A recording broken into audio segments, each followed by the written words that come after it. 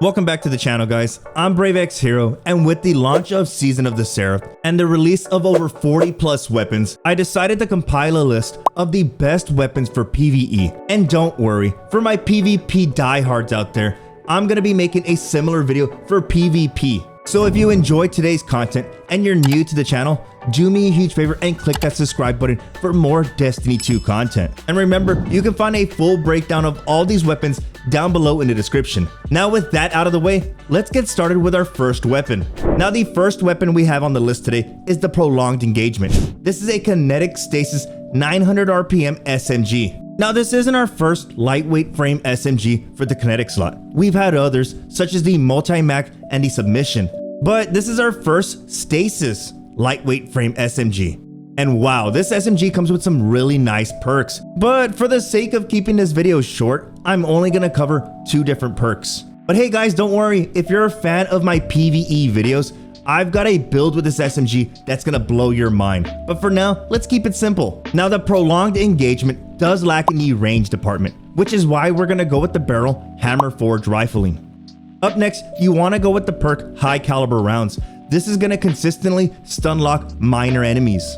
Now in the third column over, you have 2 solid options. And since this is a PvE SMG, you wanna go with the perk Subsistence or the perk Feeding Frenzy, both of which are going to allow you to get back into the fight much quicker. Now that we have the ammo economy covered in the third column, let's hop over to the fourth column, in which we want a damage boosting perk. And we're either gonna go with multi-kill clip or the perk Frenzy, both of which are gonna give this weapon a slight damage boost. When it comes to masterwork, you wanna aim for a reload masterwork.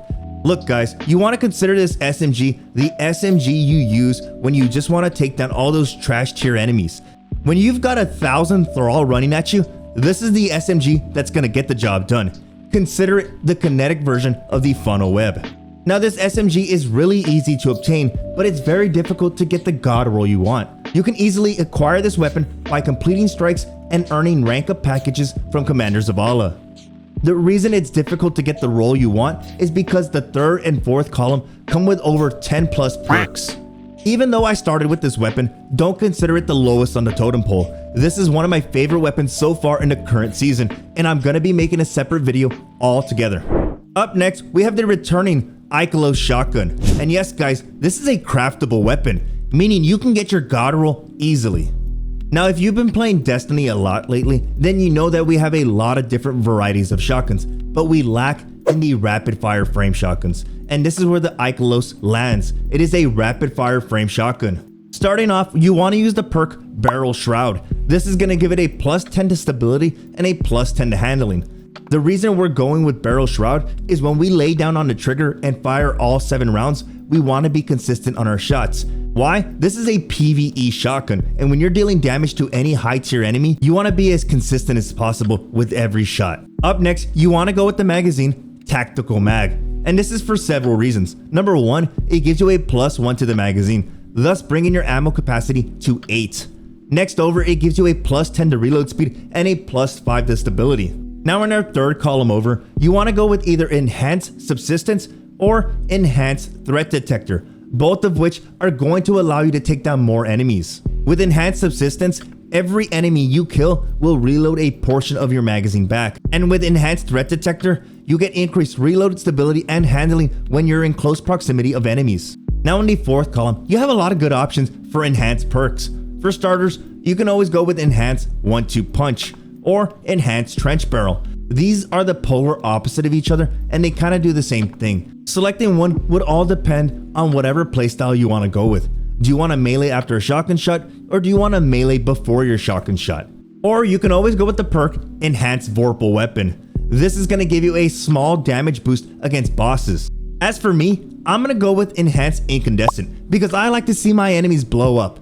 And who knows, I'm probably going to be pairing this shotgun alongside the Prolonged Engagement, both of which are great for clearing up trash tier enemies. As for masterwork, you can't go wrong with either reload or handling, both of which only benefit this weapon. And since this is an Ikelos weapon, they can all be acquired from the seasonal activity of Season of the Seraph. Up next, we have the returning Heritage Shotgun. And no guys, not the basic Heritage like we had before. this one comes with enhanced perks. This slug shotgun can be acquired from the Deepstone Crypt raid, and since it is a craftable weapon, you do need several red border frames to unlock the craftable version. Since this is a slug shotgun, it comes with a lower amount of stability and handling. This is why we want to go with the fluted barrel. This is going to give it a +5 to stability and +15 to handling. Up next, you want to select Assault Mag. This is going to give you a +5 to the RPM and +15 to the stability. Now in the third column over, you either want to go with Enhanced Autoloading Holster or Enhanced Reconstruction. And yes guys, Reconstruction got a huge buff at the beginning of this season. Both of these perks are really going to boost your ammo economy on this weapon. Since we're using this shotgun for PvE and we're looking to deal more damage, in the final column, we either want to go with Enhanced Recombination or Enhanced Focus Fury, both of which are going to give you a little bit of bonus damage. When it comes to choosing a masterwork for this weapon, if you really want it to be nasty, you want to go with handling. By getting a +10 to handling, you can make this weapon have a 95 total handling stat. Pairing that 95 handling stat with the enhanced auto-loading holster perk is really going to make this a PvE demon. Up next, we have our newest addition to the game, and that's going to be the Disparity Pulse Rifle. This is an aggressive 4-round burst pulse rifle, and yes guys, it's craftable.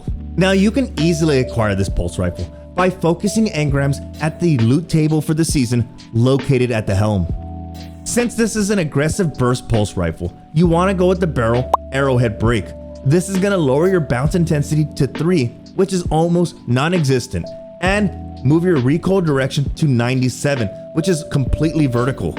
Up next, you want to select appended mag. This is going to give you a +8 to your magazine. In the third column, your best option for PvE is going to be enhanced rapid hit. And what I really like about this pulse rifle is in the fourth column, you can go with any of the perks there. Any of those enhanced perks are great with the exception of headseeker, all of which are great damage boosting perks for PvE. As for masterwork, I would go with a reload masterwork. Stacking that reload masterwork with the enhanced rapid hit is really going to bring a lot of synergy to that reload speed. Up next, we have another returning weapon, the Ikelos Sniper Rifle. And you can easily acquire this weapon the same way you acquired the Disparity and the Ikelos Shotgun, from either the seasonal activity or focusing the engrams at the helm. Now what I really like about the Ikelos Sniper Rifle is that it's a rapid fire frame, meaning you can really lay into your enemies in PvE. When it comes to choosing a barrel and magazine, you want to go with fluted barrel for that +5 to stability and +15 to handling. In the second column, tactical magazine is the best option. This is going to give it a +2 to the magazine, a +5 to stability, and a +10 to reload speed. Which is great because you now have a sniper rifle with 7 in the magazine, meaning when it comes time to deal DPS on a boss, you can easily land all 7 shots and reload quickly. Now in the third column over, you want to go with enhanced 4 times the charm. Rapidly landing precision hits will return 2 rounds to the magazine. This is a great perk when it comes time to deal damage to a raid boss. Landing those precision hits will give you ammunition back to your magazine. In the final column, you want to go with the perk Enhanced High Impact Reserves, because this is going to give you a 25% damage increase when you're below 50% in your magazine. And yes guys, this is not counterintuitive to the perk 4 times the charm, since with the perk 4 times the charm is not returning ammo to your magazine, but to your reserves. As for masterwork, I would highly recommend you choose a handling masterwork. Look guys, rapid fire frame sniper rifles are easily overlooked, but I'm telling you right now, if you've never used one in PvE, go out there, get yourself an Ikelos Sniper Rifle, and enjoy some crazy DPS. Up next, we have another returning weapon. We have the Ikelos SMG. And yes, this is another Ikelos weapon that can easily be obtained from either doing the seasonal activity or obtaining it at the helm by focusing engrams. This aggressive frame SMG used to be one of the most sought out PvE and PvP weapons back in the day. And I tell you what guys, Bungie did not hold back on some of these enhanced perks. This weapon has a lot of great perks to it. In the first column, we want to choose Hammer Forged Rifling. This is going to give us a +10 in the range department. Now let's pair that alongside the perk Seraph rounds, which is going to give us a +3 to range, +7 to stability, and it gets an increase in damage fall off distance by 10%. And let's not forget that with Seraph rounds, you deal additional flinch to your enemies. Now in the third column over, we want to go with the perk Enhanced Feeding Frenzy, because each kill you get will increase the reload speed of this weapon for a short time. Now let's pair that perk alongside Enhanced Voltshot. Reloading this weapon after defeating the target overcharges this weapon for a short period of time, causing it to jolt on its next hit. That's right, if you put 2 and 2 together, you have one of the most synergistic perk combos in the game. Feeding Frenzy and Voltshot is going to be a nasty combo for any PvE activity. And since we do want to enhance Feeding Frenzy just a tad bit, I would highly recommend you go with a reload masterwork. Our final weapon on today's list is none other than the returning Secession Sniper Rifle. Now, unlike its predecessor before that did come with random rolls, this new version of the Secession is a craftable weapon. Since this is a high impact frame sniper, it has terrible handling and stability. This is why we want to go with the fluted barrel for that +5 to stability and +15 to handling. Now, since we're using this as a DPS weapon, we want to raise the magazine from 3 to 4, and this can be easily done with the magazine extended mag. In the third column over, you want to go with the perk Enhanced Reconstruction. This weapon slowly reloads itself over time, up to double capacity. And when it comes to dealing DPS to any raid boss, this is a perk you want to have. Lastly, in the final column, you want to go with the perk Enhanced Vorpal Weapon for that steady increase in damage against bosses. And there you have it, a list of the best PvE weapons for Season of the Seraph. Look, I know it can be overwhelming. Shoot, we got 40 plus weapons added to the game. And I know some of you out there are a bit confused on what weapons to grind for, so I hope this list points you in the right direction.